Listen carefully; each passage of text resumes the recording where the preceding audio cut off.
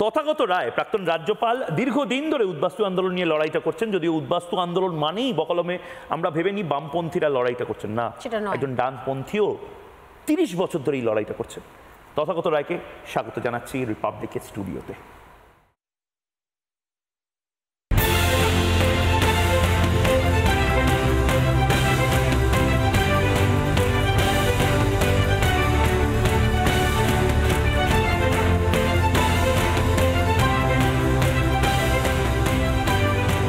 এই অনুষ্ঠানে প্রথমবার প্রাক্তন রাজ্যপাল একটা রিপাবলিকের ড্রয়িং রুমে আড্ডা মারতে এসছে, কিন্তু অনেকগুলো বিষয় নিয়ে, যার মধ্যে থেকে একটা ফেভারিট টপিক আছে যেটা নিয়ে এসআইআর করাটা অত্যন্ত প্রয়োজন, অনুপ্রবেশ, এবং তার পাশাপাশি যা ছিল আমাগো দেশ, আপনার বইও আছে যা ছিল আমার দেশ।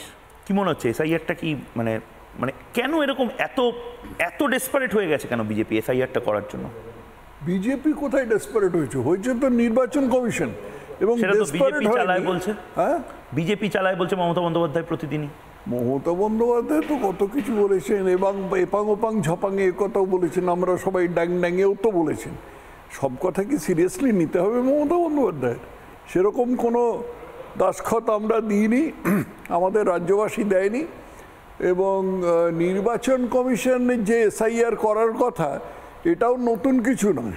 শেষ বোধহয় 2005 না 2006 সালে, 2002তে একবার এরকম এসআইআর করা হয়েছিল। তখন সিপিএম ক্ষমতায় ছিল, তারা তো বেশি চেঁচামেচি কিছু করেনি। এবার মমতা বন্দ্যোপাধ্যায় চেঁচামেচি করছেন, তার মূল কারণ তুমিও জানো আমিও জানি, যে বাংলাদেশি অনুপ্রবেশকারী যারা ঢুকে বসে আছে এবং যাদেরকে চোরা পথে বা জালিয়াতি করে নানা রকম দলিল দস্তাবেজ ধরিয়ে দেওয়া হয়েছে, তাদের ওটা হবে, যাচাই হবে, এবং যাচাই হয়ে বেশ কিছু বাদ যাবে। যারা বাদ যাবে তারা সবাই মমতার ভোটার। এই ভয়ে মমতা দিশেহারা হয়ে গেছে। আপনাদের বাড়ি কোথায় ছিল, মানে কোন জেলায় ছিল? আমাদের বাড়ি ছিল ব্রাহ্মণবাড়িয়া বলে একটা জায়গা, জামাতিদের জন্য বিখ্যাত। কিসের জন্য? জামাতিদের হেডকোয়ার্টার প্রায়। হ্যাঁ, জামাতি আজ ইদানিং খুব হয়েছে, জামাতিদের নাম হয়েছে। কিন্তু ব্রাহ্মণবাড়িয়া শুধু জামাতির নয়, ব্রাহ্মণবাড়িয়া অন্য অনেক বিখ্যাত লোক জন্মেছেন, যেমন আলাউদ্দিন খান। হ্যাঁ, আলাউদ্দিন খান ভারতের মার্গসংগীতের একজন গুরু বলা যায়। এই যে একটা বিশেষ অনুষ্ঠানে আপনি এসেছেন, এটাকে আমরা বলি রাজনীতির সাম দাম দণ্ডভেদ, অর্থাৎ সব কিছু প্রয়োগ করা, কিভাবে রাজনীতি এগিয়ে নিয়ে যাচ্ছে যা দেখছি প্রত্যেক মুহূর্তে আমরা, সেটা নিয়ে আমরা আলোচনা করি। একটা জিনিস নিয়ে আপনি বারবার সরব হন, এর ডেমোগ্রাফি। এর আগেও আপনি বলেছেন, পরেও বলেছেন, বিভিন্ন সময় সরব হয়েছেন, এবং বেশ কিছু ক্ষেত্রে দেখতে পাওয়া গেছে যে কেন্দ্রের শাসক দলের থেকেও আপনার সুর আরও বেশি তীক্ষ্ণ করা, যে আপনি স্ট্রেট সোজা ভাষায় বলেছেন যে কোথায় কোথায় জল ঢুকেছে এবং জল মিশে গেছে, সেটা আজকে বলে না, বহু পুরনো, বাম আমল থেকেই হচ্ছে। শুধুমাত্র পশ্চিমবঙ্গ নয়, আপনি নর্থ ইস্টটাও খুব ভালো করে চেনেন। এই অনুপ্রবেশ, তার জন্য এখন আমরা খুব লাফালাফি করছি, এখন অনেকে জানতে পারছি, এখন এসআইআর হওয়ার আগে, কিন্তু দীর্ঘদিন ধরে তো এটা হয়ে আসছে, সুদীর্ঘ বছর ধরে হয়ে আসছে। সত্যি মনে হচ্ছে যে এবার ডেমোগ্রাফি একটা বড় থ্রেটের সামনে দাঁড়িয়ে রয়েছে, ডেমোগ্রাফি বদলাতে? ডেমোগ্রাফি অনেকদিন ধরেই একটা বড় থ্রেটের সামনে দাঁড়িয়ে রয়েছে। বস্তুত এই জিনিসটা আরম্ভ হয়েছিল বা প্রথম শনাক্ত করা গিয়েছিল 1980-র দশকে। আচ্ছা। এবং সেই সময় রাষ্ট্রীয় স্বয়ংসেবক সংঘের কিছু কার্যকর্তা তারা মনে করেছিলেন যে ব্যাপারটা নিয়ে পশ্চিমবঙ্গ সরকারের মনোযোগ আকর্ষণ করা দরকার। সেই জন্য তারা এসে জ্যোতি বসুর সঙ্গে দেখা করেছিলেন এবং বলেছিলেন যে আপনার রাজ্যে এই বাংলাদেশি মুসলমান অনুপ্রবেশ হচ্ছে, এর ফল খুব ভয়াবহ হতে পারে, আপনি একটুখানি এটার একটা ব্যবস্থা করুন।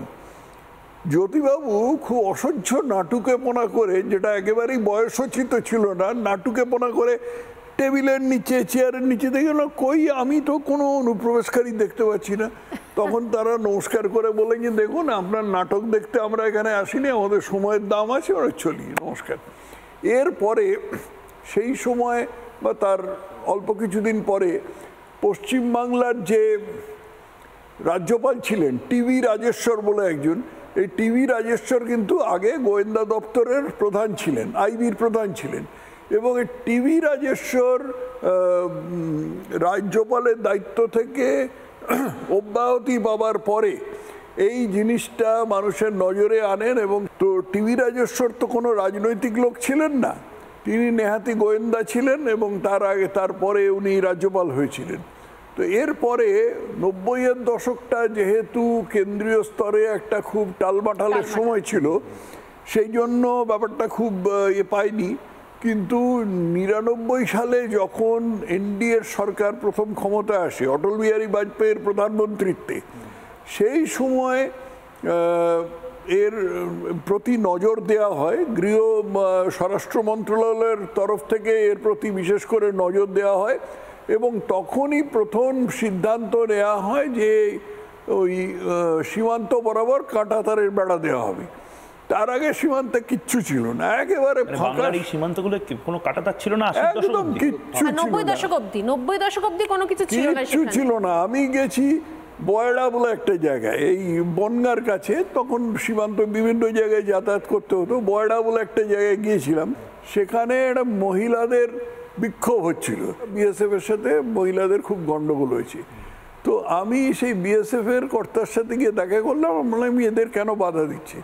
বিএসএফ এর যিনি অফিসার ছিলেন তিনি একটা খুব বিচিত্র কথা বললেন, ये कोई बात है सर कि आप फॉरेन कंट्री में टट्टी करने जाएंगे। তো এইরকম ব্যাপার ছিল আর কি। তো সেইটা মানে কাঁটাতার দেওয়াটা তারপরে আরম্ভ হয় এবং কাঁটাতার দেওয়ার পথে যত রকম সম্ভব বাধা সৃষ্টি করা হয় সিপিএম এর আমলে আর তৃণমূলের আমলে তো অনেক বেশি। এইটা আপনি কোন সালের কথা বলছেন যখন আপনি যে কাঁটাতারের মানে আমি বয়ডায় গিয়েছিলাম, যতদূর মনে পড়ে সেটা 95 কি 96 সালে। মানে সবকিছুর প্রতীক্ষিত সিপিএম, মানে এই যে কাঁটাতার দিয়ে লোক যাতায়াত। দেখো, আমি তো মমতাকে বলি সিপিএম এর মেধাবী ছাত্রী।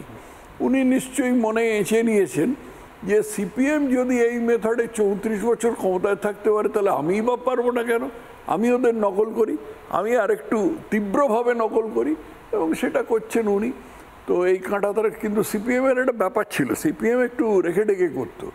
হ্যাঁ, একটু রেখে ডেকে বলতে কিরকম? হ্যাঁ, রেখে ডেকে বলতে কিরকম? রেখে ডেকে বলতে কিরকম? সিপিএম অসম্ভব খুন খারাপি করতো। আপনি কেস স্টাডি দিতে ভালোবাসেন, একটা কেস স্টাডি দিয়ে বলুন না। ধরুন এই যে রিগিং, সেই রিগিং এর ক্ষেত্রে সিপিএম কি করতো? আমি একটা কেস স্টাডি দিচ্ছি আর কি, বলছি যে হুগলি, পশ্চিম মেদিনীপুর এবং বাঁকুড়া এই তিনটে জেলার যে সংযোগস্থল ছিল, এই জায়গাটা সে সময় একদম মুক্তাঞ্চল ছিল এবং সেখানে সিপিএম ছাড়া আর কারোর নামই শোনা যেত না, আর কোনো পার্টির কোনো নামগন্ধ ছিল না। আমি একবার আডবাণীজিকে নিয়ে ওখানে সভা করতে গিয়েছিলাম এবং দেখেছিলাম 10-12 জন লোক এসছে আডবাণীজির সভায়, বুঝতেই পারো। তো সেখানে একজন লোক ছিল, তার নাম ছিল তপন পাত্র, নামটা আমার মনে আছে। তাকে এমনি লোকেরা কোনো কারণে ল্যাড়কা পাত্র বলতো। সেই তপন পাত্র একজনের মুন্ডু নিয়ে ফুটবল খেলেছিল, তাকে কেটে ফেলা হয়েছিল। কিন্তু এই ব্যাপারটা সিপিএম কিছুতেই শহরে করতো না, কলকাতা শহরের ধারে কাছে কখনো করতো না। একটা করেছিল 1982 সালে, সেই আনন্দমার্গী খুন।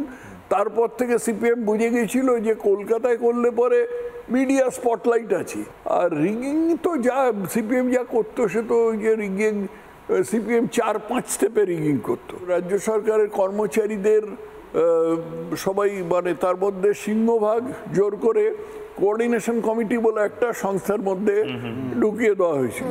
তাদের একটা কাগজ ছিল, তার নাম ছিল সংগ্রামী হাতিয়ার। সেই সংগ্রামী হাতিয়ারে খুব পরিষ্কার করে বলা হতো কি তোমাদের করতে হবে, বামফ্রন্ট সরকারকে চোখের মনির মতন লক্ষ্য করতে হবে। ভেবে দেখো, ওটা বলা হচ্ছে কাকে? সরকারি কর্মচারীদের বলা হচ্ছে যে বামফ্রন্ট সরকারকে চোখের মনির মতো রক্ষা করতে হবে। তো তারা সেই চোখের মনির মতন রক্ষা করতো স্বাভাবিকভাবে। সেটা এর প্রথমে ইলেকট্রাল রোল তৈরির সময় করতো, তারপরে ওই বাড়ি বাড়ি গিয়ে এনিউমারেশন করতো, এই সমস্ত করতো, সেই সময় করতো, ভোটের দিন করতো, ভোট গোনার সময় করতো, এই আগে করতো। হ্যাঁ, এরকম নানাভাবে। আপনি যেটা বলছেন, যদি সত্যি মানে সেই সময়তেও এত সোশ্যাল মিডিয়া থাকতো, মানে আপনি তো সোশ্যাল মিডিয়াতে খুব খুব খুব সাবলীল, আপনি লেখালেখি করেন, সেগুলো ভয়ঙ্কর ভাইরাল হয়। তো সেই সময় যদি বামফ্রন্টের আমলে সোশ্যাল মিডিয়া থাকতো, এত ক্যামেরা থাকতো, মোবাইল হাতে হাতে মোবাইল ঘুরে বেড়াতো, তাহলে কি হতো বলুন তো? তাহলে বামফ্রন্ট খুব বিপদে পড়তো। শেষ পর্যন্ত বামফ্রন্ট ক্ষমতাচ্যুত হতো কিনা জানি না, কারণ সে সময় বিরোধী দল বলতে ছিল কংগ্রেস, যারা একটা নির্বীর্য দল, মাঝে মাঝে রাস্তায় নেমে কত জয় হিন্দ, বন্দে মাতরম ইত্যাদি করতো, করে আবার সুর করে কংগ্রেস অফিসে ঢুকে যেত। সাঁইবাড়ির ঘটনা 1970 সালের মার্চ মাসে, আনন্দমার্গী খুন 1982 সালের 30শে এপ্রিল আনন্দমার্গী খুন। এই জায়গাতে মানে এই সিপিএম তৃণমূল নিয়ে আমরা যখন কথা বলছি, আপনার মানে অনেকেই জানেন অনেকেই জানে না, যেটা দিয়ে একদম শুরু করলাম যা ছিল আমার দেশ, সেটা নিয়ে ডকুমেন্টারিও বানানো হচ্ছে এবং আমরা বেঙ্গল ফাইলস নিয়ে হয়তো কথা বলছি, কিন্তু যা ছিল আমার দেশ বইটিতে যা আছে আমার মনে হয় প্রত্যেক বাঙালি, আমাদের প্রজন্মের যারা, তাদের পড়া উচিত। এটা কি সত্যি না আমাদের দাদু ঠাকুরমা একটু বেশি বেশি গল্প বলতে ভালোবাসতেন? উদ্বাস্তু বাঙালিদের সাথে 1946-এ হোক বা 47-এ হোক, নোয়াখালীতে হোক বা 71-এ কলকাতায় আসা এবং রিফিউজি ক্যাম্পে থাকা এবং অবর্ণনীয় যে অত্যাচারের কথা বলা হয়, এটা কি সত্যি না অ্যাকচুয়ালি এটার মধ্যে একটা পলিটিক্যাল কালার মিশিয়ে এখন প্রেজেন্ট করা হয়? বাঙালি হিন্দুদের সাথে হয়তো এত ভয়ঙ্কর কিছু হয়নি। বেশিরভাগ ক্ষেত্রে দাদু ঠাকুমারা কিছুই বলেননি।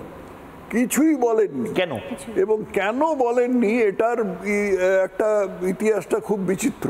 এটা একটা ভালো পয়েন্ট, দাদু ঠাকুমা অ্যাকচুয়ালি কিছু শেয়ার করেনি, কিছুই বলেননি, শেয়ার করেনি। এটার একটা ইতিহাস খুব বিচিত্র। তপন রায়চৌধুরীর নাম নিশ্চয়ই শুনেছো, অক্সফোর্ডের ডন ছিলেন, বিশাল ঐতিহাসিক, বাঙাল নামা লিখেছিলেন। তো তপন রায়চৌধুরী সেই দেশে যখন বাঙাল নামা সিরিয়ালাইজ হচ্ছিল, ধারাবাহিকভাবে বেরোচ্ছিল, সেই সময় দেশের আমি তার একটা প্রতিবাদ লিখেছিলাম। তো প্রতিবাদ লিখতে তখন দেশের এডিটর ছিলেন হর্ষ দত্ত। তো তখন আমি প্রতিবাদ লিখতে তপন রায়চৌধুরী আমাকে প্রতিবাদের একটা কাউন্টার লিখলেন, তাতে আমাকে ছুঁচো টুঁচো এসব বললেন আর কি। তারপরে আমি হর্ষ দত্তকে বললাম যে ওর সাথে আমার একটু দেখা হতে পারে। তো হর্ষ বললেন যে যদি আপনাকে মারে। তা আমি বললাম যে শুনেছি ওর 80-র ওপর বয়স, উনি মারলে আর কতটাই লাগবে, অতএব একটু দেখুন না। তারপরে হর্ষ খুব আশ্চর্য হয়ে আমাকে ফোন করলেন, বললেন যে এরকম উনি শুধু ব্যাপারটাকে খুব স্বাগত করেছেন তা নয়, উনি আপনাকে বাড়িতে ব্রেকফাস্ট খেতে নেমন্তন্ন করেছেন। তখন আমি বললাম যে এই যে এত বড় একটা নরমেধ যজ্ঞ হলো পূর্ব পাকিস্তানে এবং তারপরে বাংলাদেশে 1947 সাল থেকে হিন্দুদের এইভাবে মানে কচু কাটা করা হলো, এটা সবাই ভুলে গেল কি করে, বা এটা সবাই চেপে রাখলো কি করে? উনি একটু ভাবলেন, ভেবে বললেন যে দেখো এটা কিন্তু এখন এটা রাষ্ট্র করো না। এখন কথাটা বলেছিলেন, এখন রাষ্ট্র করো না। এখন আমি বলতে পারি কারণ উনি বহুদিন গত। উনি বলেছিলেন, who wants to say that his mother was raped in front of his eyes. 1950 সালে যে পাইকারি রেটে হিন্দু হত্যা হয়েছিল, সেই হিন্দু হত্যার ঘটনা প্রায় পৃথিবী জানেই না। সমস্ত 71 থেকে সামনে এসছে, কিন্তু 47-এ দেশভাগের পর যখন পূর্ব পাকিস্তান হলো, তারপর থেকে শুরু করে 48, 49, 50, 51, 52 যে ভয়ঙ্কর পরিস্থিতি ছিল, যার জন্য অনেকেই চলে এসেছিলেন, পূর্ব পাকিস্তানের সময় থেকেই চলে এসেছিলেন, সেইটা কিন্তু অদ্ভুত রকম ভাবে কোথাও কোনো কিছু তার উল্লেখ নেই কোথাও। 50 সালে যে দাঙ্গা নয়, পোগ্রম বলে ইংরেজিতে, POGROM, প্রোগ্রাম নয়, পোগ্রম। এই পোগ্রমটা হচ্ছে গিয়ে মানে যত হিন্দুদের যজ্ঞ হয়েছে পূর্ব পাকিস্তান এবং বাংলাদেশে, তার মধ্যে সম্ভবত 71-এর চেয়েও খারাপ। এবং সেই সময় যেসব ঘটনা ঘটেছিল, সেই ঘটনাগুলো প্রায় কিছুই লিপিবদ্ধ হয়নি, কিন্তু তবু সামান্য কিছু লিপিবদ্ধ হয়েছে। তো সেই যেগুলো লিপিবদ্ধ হয়েছে তার মধ্যে দু একটা বলি। একটা হচ্ছে গিয়ে নোয়াখালীর এক ভদ্রলোক, তিনি পরে ক্যালকাটা ইউনিভার্সিটির অ্যাসিস্ট্যান্ট রেজিস্ট্রার হয়েছিলেন, কিছু একটা সিংহ, তার পদবিটা সিংহ, নামটা মনে পড়ছে না এই মুহূর্তে। তো উনি একটা বই লিখেছিলেন নোয়াখালীর মাটি ও মানুষ বলে। 46 সালের ঘটনা সম্বন্ধে কিন্তু কিছু লেখা হয়েছিল, তার মধ্যে নির্মল কুমার বসুর লেখা ছিল 46-এর ডায়েরি, তারপরে অশোকা গুপ্তের লেখা ছিল নোয়াখালীর দুর্যোগের দিনে, এইসব বইগুলো পাবলিসিটি পায়নি, যথেষ্ট প্রচার পায়নি, সেই জন্য আমার মতো কিছু এইসব গ্রন্থ কিট ছাড়া এই বইগুলোর কেউ খবর রাখে না। রাজেন্দ্রলাল রায়চৌধুরী বলে একজন জমিদারের গলা কেটে সেই মানে নির্যাতনের যে প্রক্রিয়াটা হয়েছিল তার নেতা ছিল গোলাম সারোয়ার বলে একজন, এবং সেই গোলাম সারোয়ার বলেছিল যে রাজেন্দ্রলাল রায়চৌধুরীর গলা কেটে নিয়ে এসো, তো তাকে গলাটা কেটে একটা ডেকচিতে করে তার সামনে রাখা হয়েছিল। তার কর্তৃত্ব মূল্যটা ভৌগোলিকভাবে কোন জায়গার কথা বলছেন সেটা একটু দর্শকদের বলুন। এটা সম্ভবত নোয়াখালীতে সম্ভবত বেগমগঞ্জ বলে বা এরকম একটা কোনো জায়গায় আর কি।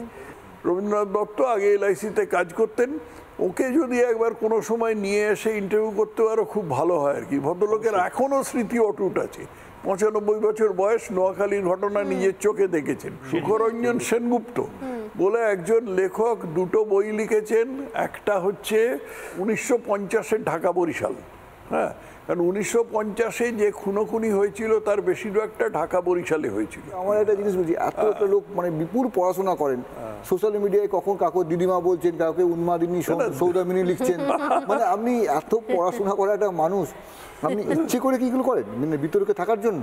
না, এটা হচ্ছে কি আমাদের বংশে একটা হিউমারের আছে, স্ট্রিক আছে আর কি। কাকে বলেছিলেন সৌদামিনী উন্মাদিনী সৌদামিনী? বুঝতেই পারছো যে যিনি অমুকে চোর তমুকে চোর, অমুক চোর তমুক চোর বলে যিনি চিল্লাচিল্লি করেছিলেন তাকে বলেছিল। দিদিমা? উনি তো আমার দিদিমা নন, উনি গোটা রাজ্যের দিদিমা। পিসিমা বলে তো সবাই? হ্যাঁ, পিসিমা বলে তো তার ভাইপো বলে, কিন্তু উনি যা বয়স হয়েছে তেনি উনি গোটা রাজ্যের দিদিমা। মানে আপনি বিতর্ক করবেন যে কোনো ভাবে? না, বিতর্ক আমি করব না। আমার সাথে যদি সবাই একমত হয় তাহলে তো বিতর্ক হবে না, কিন্তু একমত তো কখনোই হবে না। কিন্তু এই একমত যে না হওয়াটা, এটা সবাই জানতে চায় বারবার, খুব কমন প্রশ্ন, আপনি অনেকবার সম্মুখীন হয়েছেন, একবার আমাদের সামদাম দণ্ডভেদের মঞ্চেও হোক, সেটা হচ্ছে যে এই যে একমত না হওয়া, এটা নিজের পরিবারের মধ্যে হয় না? সৌগত রায় যে ধরনের মন্তব্য মাঝে মধ্যেই করে বসেন, মনে হয় না যে একই রকমের অভিজ্ঞতা বা একই রকম পারিবারিক ব্যাকগ্রাউন্ড থেকে আসছেন, মানে দুটো রকম ভিন্ন একটা ন্যারেটিভ মাঝে মাঝে যেন পাই বলে মনে হয়? মানে দু ভাই, এবার দু ভাই মানে একজন গাছের কুড়াচ্ছেন, একজন নিচের কুড়াচ্ছেন, এরকম ব্যাপার নয় তো? না একজন বিজেপিতে, কি তাই মনে হয়? তা তো মনে হয় না, এরকম হলো কেন?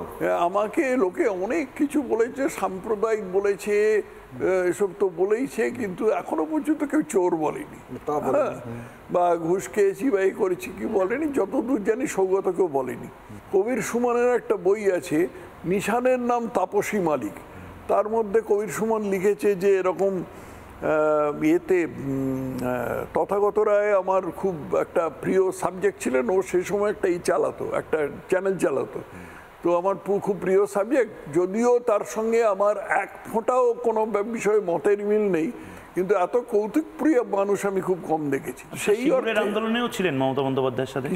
সিঙ্গুর আন্দোলনে? সিঙ্গুরের আন্দোলনে সিং মমতা, মানে সেই সময়কার একটু গসিপ দিন না, মানে হ্যাঁ সেই সময় কি হতো তখন? সেই সোনালি যেটা বললো যে না এই বিষয়ে অন্য বিষয়ে চলে যাচ্ছে, তুমি বলো কোনটা আগে বলবো? আগে ভাইটা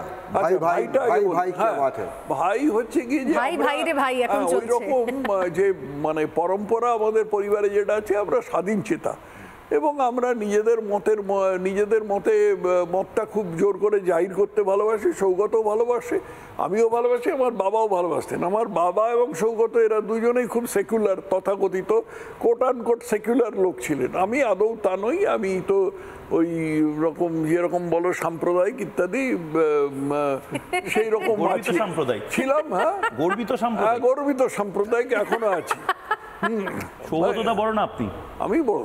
আরে কি, হ্যাঁ আমি বড়, আমি হচ্ছে 2 বছরের বড়, কিন্তু প্রায় পিঠোপিঠি। কিন্তু সৌগত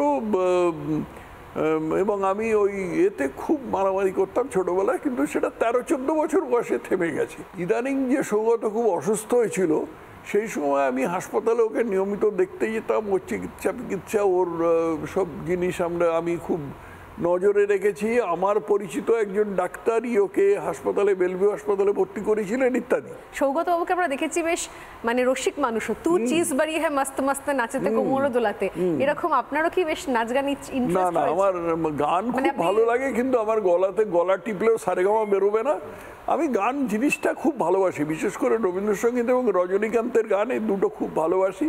একটা ফাংশনে, আমি নাম বলছি না, সেই অনুষ্ঠান খুব হাই প্রোফাইল একটি অনুষ্ঠানে আপনি কিন্তু খুব ক্যাজুয়ালি যেভাবে এই যে জলটা এখন খাবেন ঠিক সেভাবেই বাকিদের সাথে বসছেন, সেখানে প্রেস আছে, ক্যামেরা আছে, আপনার কোনো অসুবিধা হয় না? মানে এই আমেরিকান স্টাইলটা ভারতে তো একটা ট্যাবু আছে, মানে নেতারা মদ্যপান করবে না, নেতাদের প্রেম থাকবে না, নেতাদের জীবনটা একটু আলমারির মধ্যে থাকবে। এগুলো তো মোহনদাসের শিক্ষা। কোন মোহনদাস? মোহনদাস গান্ধী, মোহনদাস গান্ধীর শিক্ষা। আমার ধর্মেও বারণ নয়, আইনেও বারণ নয় মদ্যপান। শ্রীকৃষ্ণের বড় দাদা যে বলরাম, তিনি তো খুব বিয়ে করতেন, মানে তিনি রীতিমতো মদ খেতে ভালোবাসতেন। মাধ্যি, হ্যাঁ, মাধ্যি বা গৌরী নানা রকম ছিল তখন, সোমরস ইত্যাদি তো ভালোবাসতেন। সে আমাদের ধর্ম। রথযাত্রার সময় উনি মাঝে মধ্যে পড়েও যান এবং সেটা মানে অশুভ নয়, পড়ে যান। পুরীতে বলা হয় একটু মত্ত অবস্থায় বলরাম, হ্যাঁ হ্যাঁ বলরাম পড়ে যান, আদৌ এ নয়। সেখানে শ্রীকৃষ্ণ, বলরাম এবং সুভদ্রা তিনজনে থাকেন। আমাদের হিন্দু দেবদেবীরা, মানে দেবদেবীদের মধ্যে কয়েকজন আছেন যাদের যাদের একেবারে আদর্শ বলে ধরা হয় আর কি। তার মধ্যে দেবাদিদেব মহাদেব শিব আছেন, যে জন্য ওর মাথায় কন্ডম পরাবার জন্য আমি সায়নী ঘোষের নামে এফআইআর করেছিলাম।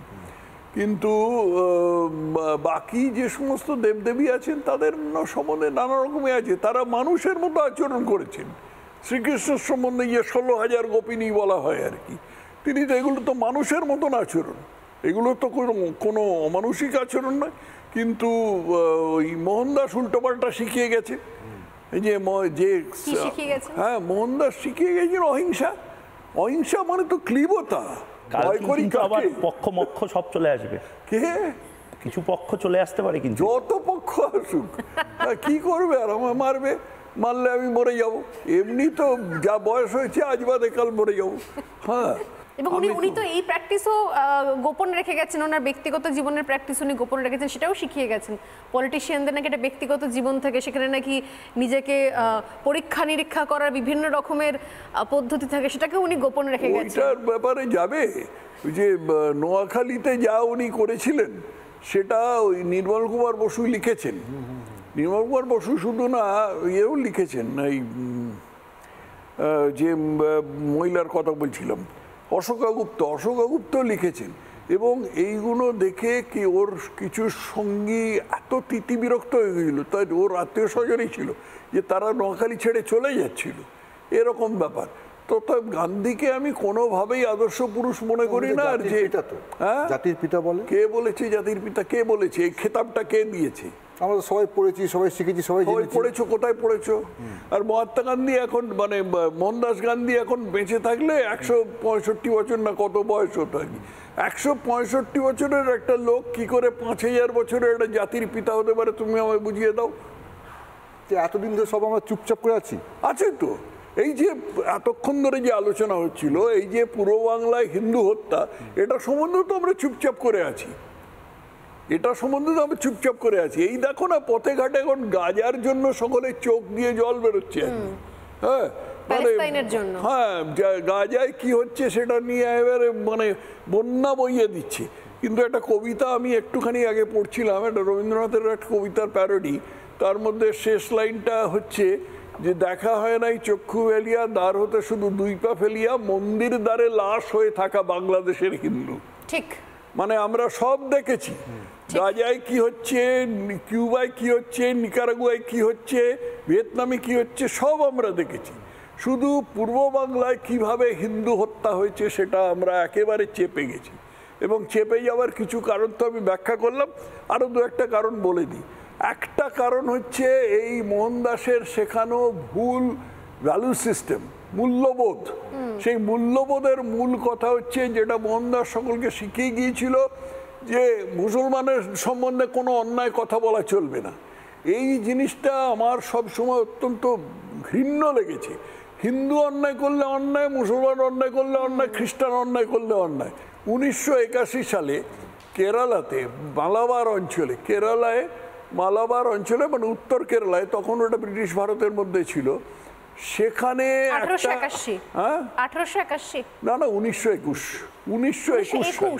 সালে 1921 সালে সেই মালাবারে একটা হিন্দু হত্যা হয়েছিল, পাইকারি হিন্দু হত্যা। সেখানে আনুমানিক 10,000 হিন্দু মারা গেছিল, খুন হয়েছিল আর কি, মুসলমানদের হাতে খুন হয়েছিল। সেটাকে একটু রেখে টেকে মোপলা রেবেলিয়ন বলে বলা হয়। যারা খুন করেছিল তাদের মোপলা বলে। মোপলা ওই কেরালার ওই অঞ্চলের মুসলমানদের নাম মোপলা। এই মোপলা রেবেলিয়ন বলা হয়। রেবেলিয়ন কিসের? মোপলা বিদ্রোহ। হ্যাঁ, মোপলা বিদ্রোহ। মোপলা বিদ্রোহ নয়, মোপলা হিন্দু হত্যা। কিন্তু 10,000 হিন্দুকে খুন করা হয়েছিল, এবং সেই যে 10,000 হিন্দুকে খুন করা হয়েছিল তাদের সম্বন্ধে মোহনদাস বলেছিল যে না, যারা খুন করেছে তারা অত্যন্ত ধর্মভীরু এবং তারা তারা অত্যন্ত সাহসী।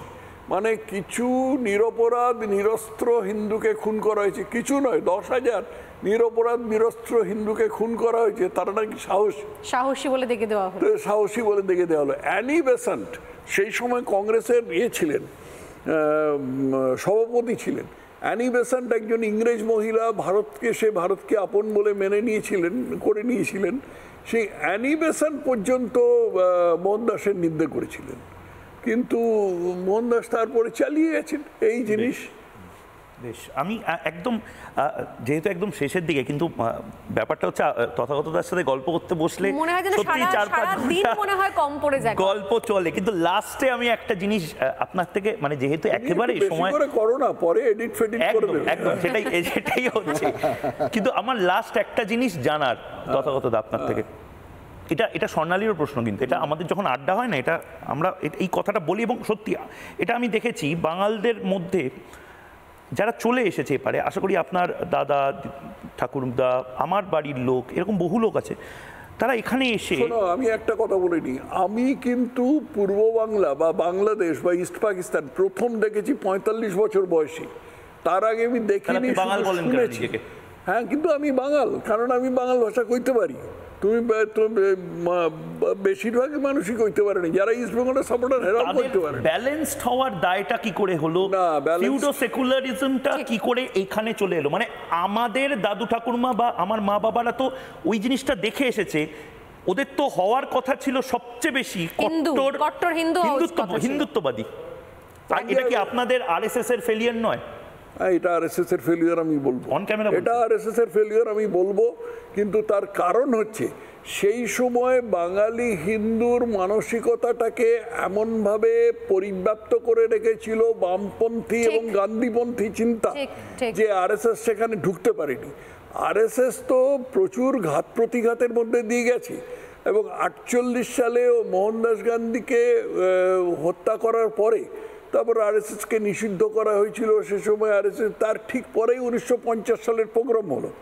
অ্যাকচুয়ালি ব্যাপার হচ্ছে কি, যে 1930-এর দশক থেকে এই কংগ্রেস, তখন তো বাঙালি হিন্দুরা পুরো কংগ্রেসকে ভোট দিত, আর বাঙালি মুসলমানরা হয় মুসলিম লীগকে, তা না হলে ফজলুল হকের কৃষক প্রজা পার্টিকে। হ্যাঁ, পুরো পোলারাইজড, আড়াআড়ি ভাগ। হ্যাঁ, আড়াআড়ি ভাগ, মানে দুটো ভাগ নয়, কিন্তু 3টে ভাগ ছিল। বাঙালি হিন্দুরা কংগ্রেসকে ভোট দিত, আর বাঙালি মুসলমানরা হয় ফজলুল হকের কৃষক প্রজা পার্টি, তা নাহলে মুসলিম লীগকে ভোট দিত। এই পরিস্থিতিতে যখন যখন দেশভাগের সূচনা হলো, তখন মানে গান্ধী কিছু ভুল করলো, এরকম যেমন 1944 সালের গান্ধীজির নাটকস, এইটা একটা ভয়াবহ জিনিস ছিল। 1942 সালে যেটাকে এই ভারত ছাড়ো আন্দোলন বলা হয়, এই ভারত ছাড়ো আন্দোলনটা অত্যন্ত স্টুপিড আন্দোলন ছিল। ভারত ছাড়ো আন্দোলনের ফলে কি হয়েছিল জানো? ভারত ছাড়ো আন্দোলনের ফলে এই লর্ড লিনলিথগো, সে সময় যে আমাদের ছিলেন, ভাইসরয় ছিলেন, তিনি সেই দিনই সমস্ত কংগ্রেসের নেতাদের জেলে ঢুকিয়ে দিলেন। ফলে কি হলো? মুসলিম লীগ ওয়াকওভার পেয়ে গেল, এবং মুসলিম লীগ তখন মুসলিমদের মধ্যে প্রচার করতে লাগলো যে আমাদের রক্ষাকর্তা তোমাদের রক্ষাকর্তা আমি ছাড়া আর কেউ নেই। ফলে সম্পূর্ণ মুসলিম সমর্থনটা মুসলিম লীগের দিকে চলে গেল। কেন হয়েছিল? কারণ হচ্ছে ওই ভারত ছাড়ো আন্দোলন। তারপরে 1944 সালে আবার গান্ধী জিন্নার সাথে কথা বলতে গেলেন।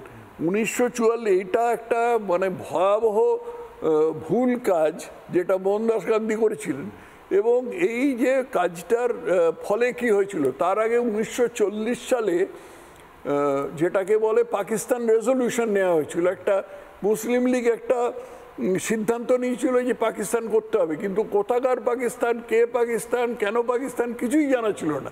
কিন্তু 1944 সালে গান্ধী এবং তার বেআই রাজাগোপালাচারী এরা দুজনে মিলে জিন্নার কাছে গিয়ে একটা পাকিস্তানের প্রস্তাব দিয়ে দিলেন, মেনে নিতে, যে পাকিস্তান জিন্নাকে বললেন যে তুমি এটা মেনে নাও, এবং সেটাকে শ্যামাপ্রসাদ বারণ করেছিলেন, আম্বেদকর বারণ করেছিলেন। তা সত্ত্বেও গান্ধী গিয়ে একে জিন্নাকে এই জিনিস করলো। এই সমস্ত কতগুলো ঐতিহাসিক ভুলের ফলে যে দেশ ভাগ হলো এবং 1 কোটির মোটামুটি আমার হিসেবে 1.25 কোটির মতন হিন্দু পূর্ব পাকিস্তান থেকে উৎখাত হলো, পথের ভিখিরি হয়ে গেল। ঠিক ঠিক একদম। আমাদের সময় শেষ, কিন্তু শেষ সময় একটা খুব গুরুত্বপূর্ণ প্রশ্ন রয়েছে। এই জায়গা থেকে হিন্দু বাঙালি পরিবর্তন চাইছে, শুধু তাই নয়, আমি দেখলাম যে এটা এমন একটা সন্ধিক্ষণ যেখানে বেশ কিছু ভারতীয় পশ্চিমবঙ্গের মুসলিম তারাও বলছেন যে এইটা যেভাবে চলছে এটা চলা সম্ভব নয়। তাদেরকেও আজকাল দেখতে পাওয়া যায় বিজেপির সভামঞ্চে। আমার প্রশ্ন একটাই, শেষ প্রশ্ন, সেটা হচ্ছে যে কি মনে হয় আপনার, সত্যি এবার পালাবদল হতে পারে? সম্ভাবনা কতটা? পালাবদল হওয়ার সম্ভাবনা খুব প্রচুর সম্ভাবনা। তবে এর মধ্যে অনেক সময় আছে, এখন তো বোধহয় 7-8 মাস আছে। এই 7-8 মাসের মধ্যে সমস্ত তাসগুলো ঠিকঠাক খেলতে হবে। একটা জিনিস দেখতে হবে, মানে বুঝতে হবে যে মমতার কিন্তু পিঠটা দেয়ালে ঠেকে গেছে। এই যে মমতা বাঙালিত্ব নিয়ে খুব লাফালাফি করছেন, এই জিনিসটা কিন্তু মমতা এর আগে কখনো করেননি। উনি আর কিছু খুঁজে পাচ্ছেন না, কি নিয়ে মানুষকে খেপাবেন কিছু খুঁজে পাচ্ছেন না। কারণ এটা যে দুর্নীতি পশ্চিমবঙ্গে এমন পরিব্যাপ্ত হয়ে আছে যে একেবারে রন্ধ্রে রন্ধ্রে ঢুকে গেছে, যে এই দুর্নীতির জাল থেকে উনি কি করবেন। একটা মন্ত্রী জেলে এখনো 3 বছর ধরে জেলে ঢুকে আছে। একটা মন্ত্রী জেলে ঢুকেছিল, সে এর থেকে বেরিয়ে সেই জামিনে খালাস আছে। একজনের বেল ক্যান্সেল হয়ে যেতে পারে। হ্যাঁ, বেল ক্যান্সেল হয়ে যেতে পারে। একজন জেলা নেতা তো জেলে ঢুকেছিল সেরকমই। কয়লা চুরি, গরু চুরি, চাকরি চুরি, ত্রিপল চুরি, কি বাকি আছে? অতএব এই অবস্থা থেকে এটা যে মানুষের কাছে গোপন আছে তা তো না, কিন্তু এর মধ্যে কতগুলো শর্ত আছে। শর্তগুলো হচ্ছে নির্বাচনটা যথাযথভাবে হতে হবে। তার প্রথম প্রয়োজন হচ্ছে যে নির্বাচনী যে তালিকাটা আছে, অর্থাৎ ইলেকটোরাল রোলটা ঠিকভাবে তৈরি করতে হবে। তার মধ্যে বাংলাদেশি মুসলিম ঢুকে থাকলে চলবে না, এবং নির্বাচন কমিশন অত্যন্ত যথাযথভাবেই এই জন্য করছে, তোমার SIR করছে। স্বাভাবিকভাবে মমতার রাগ হয়েছে, তাতে তো আরো পরিপ্রকট হয়ে যাচ্ছে পুরোপুরি। মানে আপনি কতটা সম্ভাবনা দেখছেন বঙ্গ বিজেপির? আগে আমরা দেখেছি দিলীপ ঘোষের নেতৃত্বে ঠিক সেভাবে সাফল্য এসেও যেন আসেনি, মানে 21-এ পরিবর্তন হয়নি। শোনো, 21-এর কথাটা না বলাই ভালো। 21-এ বিজেপি নিজের পায়ে কুড়ুল মেরেছিল, সে বিষয়ে আর আমি যেতে চাই না। 26-এ সম্ভব? 26-এ সম্ভব। তার প্রচুর কারণ আছে, এবং তার মধ্যে একটা হচ্ছে এই যে বাঙালি হিন্দুর জাগরণটা, এইটার মধ্যে কিন্তু শুভেন্দু অধিকারী একটা খুব বড় ভূমিকা পালন করেছে। বিজেপির নেতারাও আগে এত প্রকাশ্যে বলতেন না যে হিন্দু জাগরণ প্রয়োজন, বাঙালি হিন্দুর জাগরণ প্রয়োজন, বাঙালি হিন্দু একটা ভয়ানক অবস্থার মধ্যে আছে, কিন্তু শুভেন্দু অধিকারী এটা বলতে আরম্ভ করেছে। শুভেন্দু অধিকারী আমার কোনো আত্মীয় নয়, তার সাথে আমার কোনো খাতিরও নেই, কিন্তু যেভাবে বিজেপির এই ব্যাপারটাকে একটা বর্ষামুখ বানিয়েছে শুভেন্দু অধিকারী, সেটা একেবারে সঠিক পদক্ষেপ। কিন্তু তার মধ্যে অবস্থা তাওয়া গরম আছে, লোহা গরম হ্যায়, মার দো হাতোড়া। মোহনবাসী কি আদৌ বিজেপি বাজাতে পারবে? বিজেপি না, এই যা তাওয়া গরম আছে, সবাই দেখছে, হাওয়া বইলে ঝড় হলো, বৃষ্টি হলো, ভবিষ্যতের কথা। এখন যদি ভুল তাস খেলে আর কি, ভুল তাস 2021 সালে যেরকম হয়েছিল, 2021 সালে একটা লোককে দায়িত্ব দেওয়ার ফলে সে বিজেপির সর্বনাশ করে দিয়ে চলে গেল। তো সব বাদ দাও, ওগুলো বোধহয় যাচ্ছি না, বাদ দেবো না, কিন্তু আরেকটা এপিসোডে হয়তো এইগুলো নিয়েই কথা বলতে হবে। আপাতত একটা ছোট্ট বিরতি নিচ্ছি, বিরতির পর অন্য সমস্ত খবর দেখতে চোখ থাকুক রিপাবলিক বাংলায়। নানা ধরনের কন্টেন্ট দেখার জন্য লাইক করুন, শেয়ার করুন আমাদের ফেসবুক পেজ, সাবস্ক্রাইব করুন আমাদের ইউটিউব চ্যানেল। পাশাপাশি অন্যান্য ব্রেকিং নিউজের জন্য অবশ্যই চোখ রাখুন রিপাবলিক বাংলায়।